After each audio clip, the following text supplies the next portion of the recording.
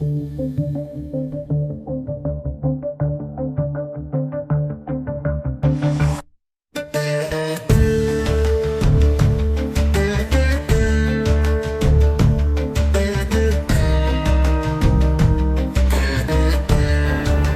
ವಾಸುದೇವಾಯ ಹರಯೇ ಪರಮಾತ್ಮನೇ ಪ್ರಣತಕ್ಲೇಶನಾಶಾಯ ಗೋವಿಂದಾಯ ನಮೋ ನಮಃ. ಶ್ರೀ ಗುರುಭ್ಯೋ ನಮಃ. ಭಗವಂತನನ್ನು ಪ್ರಪಂಚದ ಒಂದು ಸೃಷ್ಟಿಯ ಒಂದು ಸಾಮರ್ಥ್ಯದಿಂದಲೂ ಗುರುತಿಸಲಿಕ್ಕೆ ಬರ್ತದೆ. ಮತ್ತು ವೇದದಿಂದ ನಾವು ತಿಳ್ಕೊಳ್ಳಿಕ್ಕೆ ಬರ್ತದೆ ಅಂತೇಳಿ ಹೇಳಿದವು. ವೇದದಿಂದ ತಿಳ್ಕೊಂಡದ್ದು ಅದು ನಿರ್ದುಷ್ಟವಾಗಿರ್ತದೆ. ಯಾಕೆ ಹೇಳಿದರೆ, ಯಾವ ವ್ಯಕ್ತಿಯೂ ವೇದವನ್ನು ನಿರ್ಮಾಣ ಮಾಡಿದ್ದಲ್ಲ. ಭಗವಂತ ಹೇಗೆ ಇದ್ದಾನೆ, ಯಾವ ಕಾಲದಿಂದ ಭಗವಂತ ಇದ್ದಾನೆ, ಆ ಕಾಲದಿಂದಲೂ ವೇದ ಇದೆ. ವೇದ ಅನಾದಿ ಕಾಲದಿಂದ ಇರುವಂಥದ್ದು. ನಿಮಗೊಂದು ಆಶ್ಚರ್ಯ ಆಗ್ಬೋದು, ಕೇಳುವಾಗ ನಿಮಗೆ ಆಶ್ಚರ್ಯವಾಗ್ಬೋದು. ಈ ವೇದ ಅನ್ನುವಂಥದ್ದು, ನಾವು ವೇದ ಅಂದರೆ ಏನಂದರೆ ಒಂದು ಪುಸ್ತಕ ಅಂತೇಳಿ ತಿಳ್ಕೊಂಡಿದ್ದೇವೆ. ಆ ಪುಸ್ತಕ ನಮ್ಮ ಕಣ್ಣೆದುರಿನಲ್ಲೇ ಹೊರಳೆ ಹಿಡಿದು ಪುಡಿಯಾಗಿ ಹೋಗೋದು ಕಾಣುತ್ತದೆ. ಹಾಗಾದರೆ ವೇದ ಅನಾದಿ ನಿತ್ಯ ಅಂತೇಳಿ ಹೇಳಿದರೆ ಯಾರು ಒಪ್ಪುತ್ತಾರೆ ಅಂತೇಳಿ ಹೇಳೋದು ನಮಗೆ ಕಾಣಿಸ್ತದೆ. ಆದರೆ ವಿಷಯ ಏನು ಹೇಳಿದರೆ, ಶಾಸ್ತ್ರದಲ್ಲಿ ಏನು ಹೇಳ್ತಾರೆ, ನಿತ್ಯಾವೇದ ಸಮಸ್ತಾಶ್ಚ ಶಾಶ್ವತ ವಿಷ್ಣು ಬುದ್ಧಿಗಾ ಅಂತೇಳಿ ಹೇಳಿದ್ದಾರೆ. ಹಾಗಾದರೆ ಪ್ರಳಯ ಕಾಲದಲ್ಲಿ ವೇದ ಪುಸ್ತಕ ಎಲ್ಲ ನಾಶ ಆಗ್ತದಲ್ವ ಹೇಳಿದರೆ? ಏನಿಲ್ಲ, ವೇದ ಪುಸ್ತಕ ಅಲ್ಲ, ವೇದ ಭಗವಂತನ ಬುದ್ಧಿಯಲ್ಲಿರುವುದು. ಬುದ್ಧಿಯಲ್ಲಿದ್ದದ್ದನ್ನು ಅವನು ಸೃಷ್ಟಿಯ ಕಾಲದಲ್ಲಿ ಬ್ರಹ್ಮದೇವರಿಗೆ ಉಪದೇಶ ಕೊಡುವುದು. ಅದು ಹಾಗೇ ಇರ್ತದೆ. ಭಗವಂತನ ಬುದ್ಧಿಯಲ್ಲಿ, ಪ್ರಳಯ ಕಾಲದಲ್ಲಿಯೂ ಭಗವಂತನ ಬುದ್ಧಿಯಲ್ಲಿ ಇರ್ತದೆ. ಅದನ್ನೇ ಅವನು ಇದ್ದದ್ದನ್ನೇ ಪ್ರಕಾಶ ಪಡೆಯೋದು, ಉಪದೇಶ ಕೊಡೋದು. ನಾವು ತಿಳ್ಕೊಂಡದ್ದನ್ನು ಇನ್ನೊಬ್ಬರಿಗೆ ಹೇಳಿದ ಹಾಗೆ ಅದು ಭಗವಂತನ ಬುದ್ಧಿಯಲ್ಲಿದ್ದದ್ದನ್ನು ಅವನು ಬ್ರಹ್ಮದೇವರಿಗೆ ಉಪದೇಶ ಕೊಡ್ತಾನೆ. ಬ್ರಹ್ಮದೇವರ ಮೂಲಕ ಇಡೀ ಜೀವ ಪ್ರಪಂಚಕ್ಕೆ ಆ ಉಪದೇಶ ಬರ್ತದೆ. ಅದು ನಿರ್ದುಷ್ಟವಾದದ್ದು. ಯಾವಾಗಲೂ ಯಾರಾದರೂ ಒಬ್ಬ ಮತಪ್ರವರ್ತಕ ಇರ್ತಾನೆ. ಆ ಮತಪ್ರವರ್ತಕ ಮತವನ್ನು ಪ್ರತಿಪಾದನೆ ಮಾಡ್ತಾ ಹೋಗುವಾಗ, ನಾನು ಆಗ ಹೇಳಿದ ಹಾಗೆ ತನ್ನ ಒಂದು ಸಿದ್ಧಾಂತ, ಈ ರೀತಿಯ ಇದು ಸಿದ್ಧಾಂತ ಅಂತ ಒಂದು ತೀರ್ಮಾನಕ್ಕೆ ಬರ್ತಾನೆ. ಅದನ್ನು ಪ್ರತಿಪಾದಿಸಲಿಕ್ಕೆ ಬೇಕಾದಂತಹ ವಿಚಾರಗಳನ್ನೆಲ್ಲ ಹೇಳ್ತಾ ಹೋಗ್ತಾನೆ. ಅದಕ್ಕೆ ಪ್ರತಿಬಂಧಕವಾದ ವಿಷಯಗಳನ್ನೆಲ್ಲ ಬಿಡ್ತಾನೆ. ಪೋಷಕವಾದದ್ದನ್ನು ಮಾತ್ರ ಹೇಳ್ತಾನೆ. ಆದ್ದರಿಂದ ಇನ್ನೇನಾಗ್ತದೆ, ಆ ವಿಷಯವೇ ಅವನ ಬುದ್ಧಿಯಿಂದ ಸೃಷ್ಟವಾದದ್ದು, ವಾಸ್ತವವಾಗಿದ್ದದ್ದಲ್ಲ.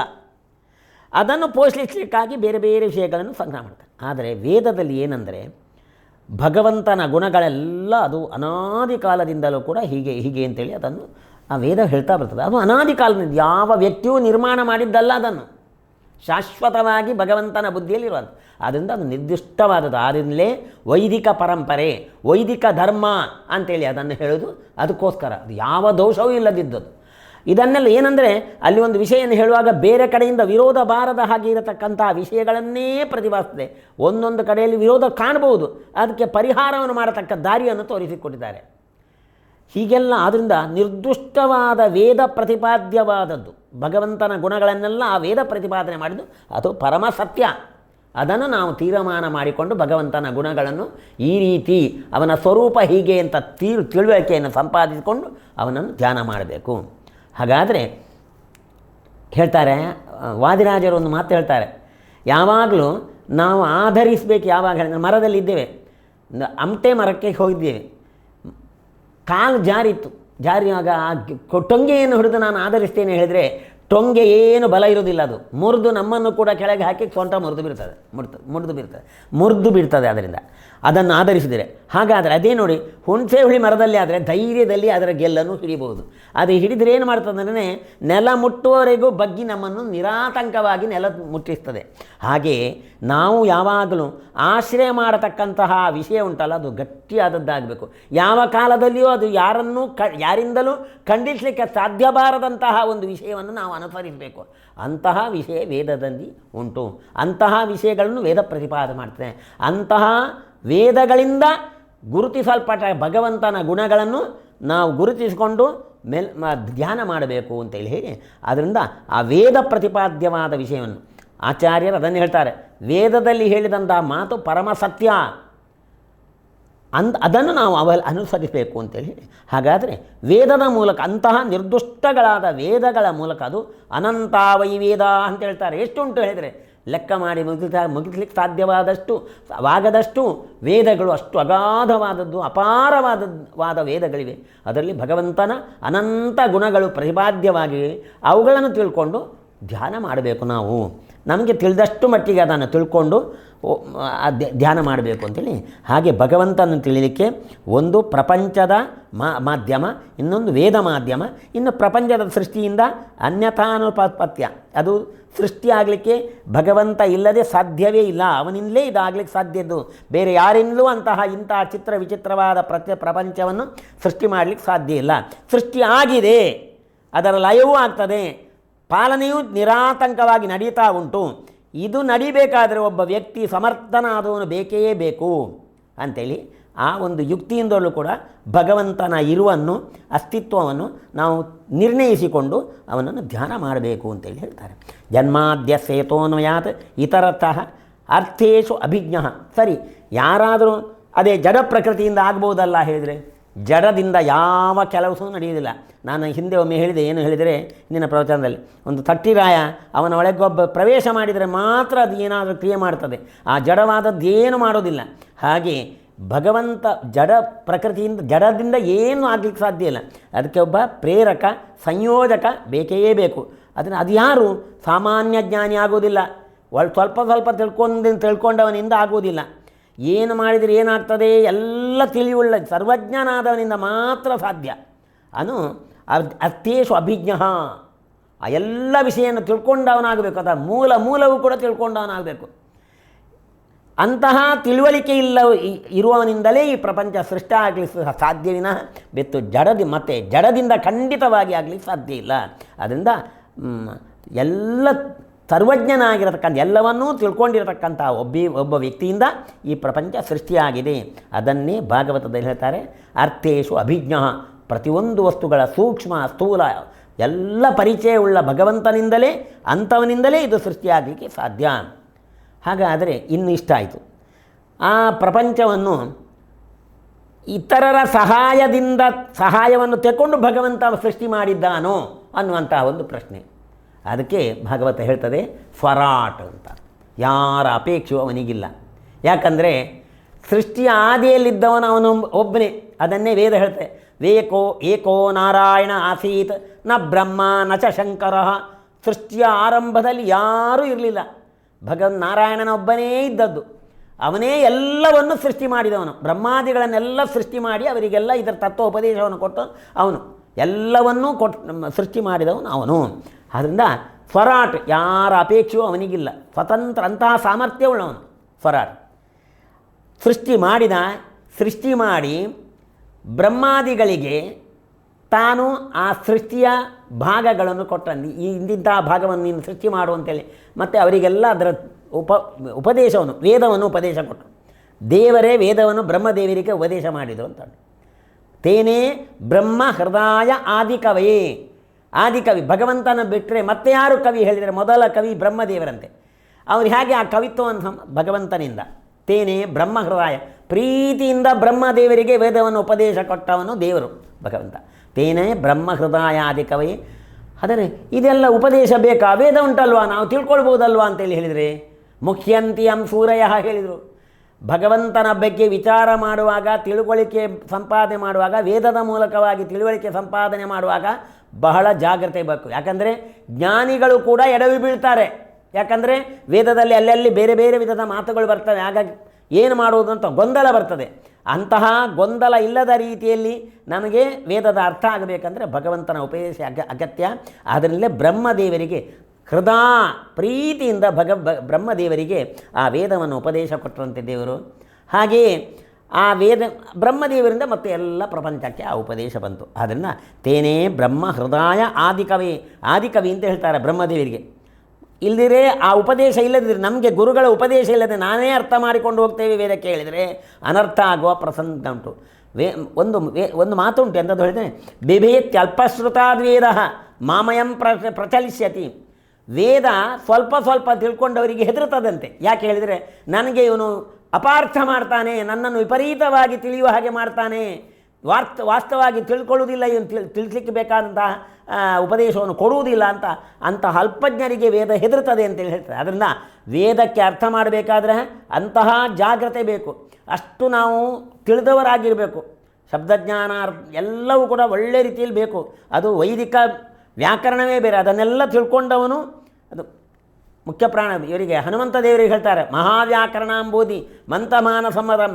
ಆ ಪ್ರಾಣದೇವರು, ಮುಖ್ಯ ಪ್ರಾಣದೇವರು ಹನುಮಂತ ದೇವರು ಮಾತಾಡುವಾಗ ಸ್ವಲ್ಪವೂ ಅಪಶಬ್ದ ಬರುವುದಿಲ್ಲ ಹೇಳ್ತಾರೆ. ಅಷ್ಟು ಆ ವ್ಯಾಕರಣ ಜ್ಞಾನ ಅಷ್ಟು ಒಳ್ಳೆಯ ರೀತಿಯಲ್ಲಿ ಸ್ಪಷ್ಟವಾಗಿ ಮಾತಾಡ್ತಿದ್ರಂತೆ. ಅಷ್ಟು ಒಳ್ಳೆಯ ರೀತಿಯಲ್ಲಿ ಅಂತಹ ವ್ಯಾಕರಣ, ಅಂತಹ ತಿಳುವಳಿಕೆ ಉಳ್ಳವರು ಮಾತ್ರ ವೇದಕ್ಕೆ ಅರ್ಥ ಮಾಡಲಿಕ್ಕೆ ಸಾಧ್ಯ. ಸಾಮಾನ್ಯ ತಿಳಿದವರಿಗೆ ವೇದ ಹೆದರ್ತದಂತೆ. ಯಾಕಂದರೆ ವೇದದಲ್ಲಿ ಒಂದು ಕಡೆಯಲ್ಲಿ ಒಂದು ಬಂದರೆ ಅದೇ ರೀತಿಯಲ್ಲಿ ಅರ್ಥ ಮಾಡ್ಕೊಂಡು ಹೋಗ್ತಾರೆ. ಅದಕ್ಕೆ ಬೇರೆ ಕಡೆಯಲ್ಲಿ ವಿರೋಧ ಬಾರದ ರೀತಿಯಲ್ಲಿ ಅರ್ಥ ಮಾಡಿಕೊಂಡು ಹೋಗುವಂತಹ ಬುದ್ಧಿವಂತಿಕೆ ಉಳ್ಳವರು ಮಾತ್ರ ವೇದಕ್ಕೆ ಅರ್ಥ ಮಾಡಲಿಕ್ಕೆ ಹೋಗಬೇಕು. ಇಲ್ಲ ಅಂದರೆ ಅದು ಅನರ್ಥಕ್ಕೆ ಗುರಿಯಾಗ್ತದೆ. ಅದನ್ನು ಹೇಳ್ತಾರೆ ತೇನೇ ಬ್ರಹ್ಮ ಹೃದಯಾದಿಕವೈ ಮುಖ್ಯಂತಿ ಅಂಸೂರಯ.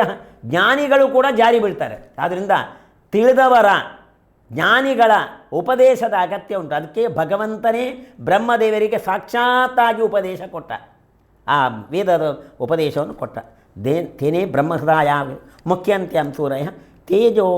ಈ ರೀತಿಯಾಗಿ ಪ್ರಪಂಚವನ್ನು ಸೃಷ್ಟಿ ಮಾಡಿದ ಭಗವಂತನ ಬಗ್ಗೆ, ಭಗವಂತನ ಅಸ್ತಿತ್ವವನ್ನು ನಾವು ದೃಢಪಡಿಸಿಕೊಂಡು ಇನ್ನು ವೇದದಲ್ಲಿ ಹೇಳಿದ ಆ ಭಗವಂತನ ಗುಣಗಳನ್ನು ನಾವು ಚಿಂತನೆ ಮಾಡಿಕೊಂಡು ಪ್ರತಿಯೊಂದು ಕರ್ತವ್ಯವನ್ನು ಮಾಡುವಾಗಲೂ ಆ ಭಗವಂತನಿಗೆ ಪ್ರೀತಿಯಾಗಬೇಕು ಅನ್ನುವಂತಹ ಉದ್ದೇಶ. ಪ್ರತಿಯೊಂದು ಕರ್ತವ್ಯದ ಮೂಲ ಧ್ಯೇಯ ಏನು ಅಂದರೆ ಭಗವಂತನಿಗೆ ಪ್ರೀತಿಯಾಗಬೇಕು ಅನ್ನುವ ಧ್ಯೇಯದಿಂದ ಆ ಕರ್ತವ್ಯವನ್ನು ಮಾಡಿ ಭಗವಂತನಿಗೆ ಅರ್ಥ ಸಮರ್ಪಿಸಬೇಕಂತೆ. ಭಗವಂತನಿಗೆ ಆ ನಿಷ್ಕಾಮ ಕರ್ಮ ಹೇಳ್ತಾರೆ. ಯಾವ ಫಲಾಪೇಕ್ಷೆ ಇಲ್ಲದೆ ಕರ್ಮ ಮಾಡುವುದುಂಟಲ್ಲ, ಅದು ಭಗವಂತನ ವಿಶೇಷ ಪ್ರೀತಿಗೆ ಕಾರಣವಾದದ್ದಾಗ್ತದೆ. ಇಂತಹ ಕರ್ತವ್ಯದಲ್ಲಿ ಬಹಳ ಒಂದು ಮಹತ್ವ ಉಂಟು. ನಮಗೆ ಏನಾದರೂ ಒಂದು ಕರ್ತವ್ಯ ಮಾಡ್ತೇವೆ, ನಾವು ಸಂಕಲ್ಪ ಮಾಡುವಾಗ ಒಂದಷ್ಟು ನಾವು ಹೇಳ್ತೇವೆ, ಯಾವ ಸಂಕಲ್ಪವೂ ವಿಶೇಷವಾದ ಸಂಕಲ್ಪ ಯಾವುದು ಬೇಡ.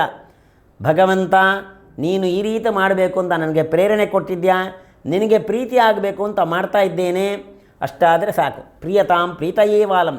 ದೇವರೇ ನಿನಗೆ ಪ್ರೀತಿ ಆದರೆ ಸಾಕು, ಬೇರೇನು ಬೇಡ ನನಗೆ ಅಂಥೇಳಿ ಆ ಒಂದು ಧ್ಯೇಯದಿಂದ ಕರ್ತವ್ಯ ಮಾಡಬೇಕು. ಯಾರಿಗೆ ಸಂತೋಷ ಆಗಲಿಕ್ಕೋಸ್ಕರವೋ ಮಾಡೋದಲ್ಲ, ನಾವು ಭಗವಂತನಿಗೆ ಪ್ರೀತಿ ಆಗಬೇಕು. ಯಾಕಂದರೆ ಅವನು ನನಗೆ ಸಕಲವನ್ನೂ ಅನುಗ್ರಹ ಮಾಡಿದ ಮಹಾನುಭಾವ.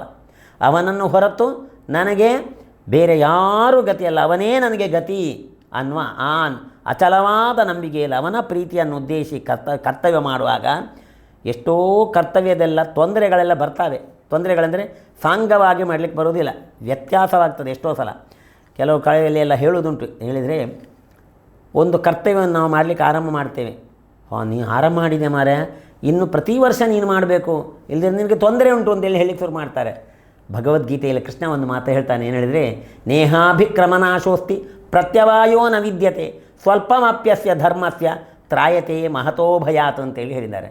ನೋಡು, ಭಗವಂತನ ಪ್ರೀತಿಯನ್ನು ಉದ್ದೇಶ ಮಾಡಿ ಮಾಡತಕ್ಕಂತಹ ಕರ್ತವ್ಯದಲ್ಲಿ ನೀನು ಆರಂಭ ಮಾಡಿ ಅರ್ಧದಲ್ಲಿ ಬಿಟ್ಟು ಹೋದರೂ ಕೂಡ, ಮುಗಿದು ಹೋದರೂ ಕೂಡ ನೀನು ಚಿಂತೆ ಮಾಡಬೇಕಾಗಿಲ್ಲ. ಯಾಕೆ ಹೇಳಿದರೆ ನೀನು ಎಷ್ಟು ಮಾಡಿದ್ಯಾ ಅಷ್ಟಕ್ಕೆ ಮಹಾಫಲ ಉಂಟು. ಸ್ವಲ್ಪಮಪ್ಯಸ್ಯ ಧರ್ಮಸ್ಯ, ನೀನು ಮಾಡಿದ ಸ್ವಲ್ಪ ಧರ್ಮಕ್ಕೂ ಕೂಡ, ಭಗವತ್ ಪ್ರೀತಿಕರವಾದ ಧರ್ಮಕ್ಕೆ ಸ್ವಲ್ಪಕ್ಕೂ ಕೂಡ ಮಹಾಫಲ ಉಂಟು. ಮಹತಃ ಭಯಾತ್ ತ್ರಾಯತೆ. ನೀನು ಎಂತಹ ದೊಡ್ಡ ದೊಡ್ಡ ಆಪತ್ತಿನಿಂದಲೂ ಕೂಡ ನಿನ್ನನ್ನು ದೇವರು ರಕ್ಷಣೆ ಮಾಡ್ತಾನೆ. ಉದ್ದೇಶ ಮಾತ್ರ ಏನು ಬೇಕಂದರೆ ಭಗವಂತನ ಪ್ರೀತಿ ಉದ್ದೇಶ ಮಾತ್ರ ಇರಬೇಕು. ಭಗವಂತ ನಿನಗೆ ಪ್ರೀತಿ ಆಗಲಿ ಅನ್ನೋದು ಒಂದು ಆ ದೇವದಲ್ಲಿ ಆ ಸತ್ಕರ್ಮವನ್ನು ಮಾಡಿ ದೇವರಿಗೆ ಅರ್ಪಣೆ ಮಾಡಿದರೆ ಅಷ್ಟು ಫಲ ಉಂಟಂತೆ. ಅದಕ್ಕೆ ಸ್ವಲ್ಪಮಪ್ಯಸ್ಯ ಧರ್ಮಸ್ಯ ತ್ರಾಯತೆ ಮಹತೋ ಭಯಾತ್. ಯಾವಾಗಲೂ ಹೀಗೆ ಆರಂಭ ಮಾಡಿ ಅರ್ಧದಲ್ಲಿ ನಿಂತು ಹೋದರೆ ತೊಂದರೆ ಉಂಟು ಹೇಳುವುದು ಯಾವಾಗ ಹೇಳಿದರೆ, ನೀನೊಂದು ಫಲಾಪೇಕ್ಷೆಯಿಂದ ಆ ಕರ್ತವ್ಯವನ್ನು ಮಾಡಿದರೆ, ಆ ಕರ್ತವ್ಯದಲ್ಲಿ ಮಧ್ಯದಲ್ಲಿ ನಿಂತು ಹೋದರೆ ಅದು ನಿನಗೆ ಅನರ್ಥಕ್ಕೆ ಕಾರಣ ಆಗ್ತದೆ. ಆದರೆ ಭಗವಂತನ ಪ್ರೀತಿಗೆ ಮಾಡುವ ಪ್ರವೃತ್ತಿ ಮಾಡಿ ಅರ್ಧದಲ್ಲಿ ನಿಂತು ಹೋದರೂ ಕೂಡ ಅದಕ್ಕೆ ಅನರ್ಥ ಫಲ ಇಲ್ಲ. ಅದನ್ನೇ ನಾವು ಬೆಳಗ್ಗೆ ಎದ್ದು ಒಂದು ಹೇಳೋದುಂಟು, ಅಹಂ ಕಾಶೀಂ ಗಮಿಷ್ಯಾಮಿ ತತ್ರೈವ ವಸಾಮ್ಯಹಂ. ಪ್ರತಿನಿತ್ಯ ಅವನು ಎದ್ದು ನಾನು ಕಾಶಿಗೆ ಹೋಗ್ತೇನೆ, ಅಲ್ಲೇ ವಾಸ ಮಾಡ್ತೇನೆ ಅಂತ ಮಾತು ಹೇಳ್ತಾನೆ. ಇದು ಸುಳ್ಳು ಮಾತು. ಅವನು ಹೋಗೋದಿಲ್ಲ, ಒಂದು ದಿವಸ ಹೋಗೋದಿಲ್ಲ. ಆದರೆ ಅವನಿಗೆ ದೋಷ ಇಲ್ಲ. ಹೇಳ್ತಾರೆ ಕಾಶೀವಾಸ ಫಲಂ ಲಭೇತ್ ಅಂತ. ಅವನು ಅಲ್ಲಿ ವಾಸ ಮಾಡಿದ ಫಲವನ್ನು ಸಂಕಲ್ಪದಿಂದಲೇ ಹೊಂದುತ್ತಾನೆ ಅಂತ. ಸಂಕಲ್ಪ ಮಾತ್ರ ಇಚ್ಛಾವ ವಿಷ್ಣು ಧರ್ಮೇ ನನುಷ್ಫಲ. ಯಾವಾಗಲೂ ಭಗವಂತನ ಪ್ರೀತಿಗೆ ಬೇಕಾದಂತಹ ಕರ್ತವ್ಯಕ್ಕೆ ಸಂಕಲ್ಪ ಮಾಡಲಿಕ್ಕಾಗದೇ ಇದ್ದರೂ ಕೂಡ ನಿಮಗೆ ದೋಷ ಇಲ್ಲ. ಅಷ್ಟು ಭಗವಂತನ ಪ್ರೀತಿಗೋಸ್ಕರ ಮಾಡತಕ್ಕಂತಹ ಕರ್ತವ್ಯಕ್ಕೆ ಅಷ್ಟು ಮಹತ್ವ ಉಂಟು. ಅಂತಹ ಆ ಭಗವಂತನ ಗುಣಗಳನ್ನು ನಾವು ತಿಳ್ಕೊಂಡು, ಆದಷ್ಟು ಮಟ್ಟಿಗೆ ತಿಳ್ಕೊಂಡು, ಎಷ್ಟು ಸಾಧ್ಯ ಅಷ್ಟು ಭಗವಂತನಲ್ಲಿ ಅದನ್ನು ಅನುಸಂಧಾನ ಮಾಡಿಕೊಂಡು ಅವನ ಚಿಂತನೆಯನ್ನು ಮಾಡ್ತಾ ಇದ್ದೇವೆಂದರೆ ಅವನು ಇನ್ನೂ ನಮಗೆ ಅಭಿವೃದ್ಧಿಗೆ ಬೇಕಾದ ಪ್ರೇರಣೆಯನ್ನು ಕೊಡ್ತಾನೆ, ಅಂತಹ ಸಾಧನೆಯನ್ನು ಮಾಡುತ್ತಾನೆ, ನಮ್ಮ ಉದ್ಧಾರಕ್ಕೆ ಕಾರಣನಾಗ್ತಾನೆ ಅಂತ ಹೇಳಿ 2 ಮಾತುಗಳನ್ನು ಮುಗಿಸ್ತೇನೆ. ಶ್ರೀಕೃಷ್ಣಾರ್ಪಣಮಸ್ತು. ಗೋವಿಂದ. ಅತ್ಯಾಧುನಿಕ ಸುದ್ದಿ ಅಪ್ಡೇಟ್ಗಳು ಮತ್ತು ಮುಖ್ಯವಾದ ವಿಷಯಗಳನ್ನು ತಿಳಿಯಲು NP ನ್ಯೂಸ್ ಯೂಟ್ಯೂಬ್ ಚಾನಲ್ ಅನ್ನು ಸಬ್ಸ್ಕ್ರೈಬ್ ಮಾಡಿ.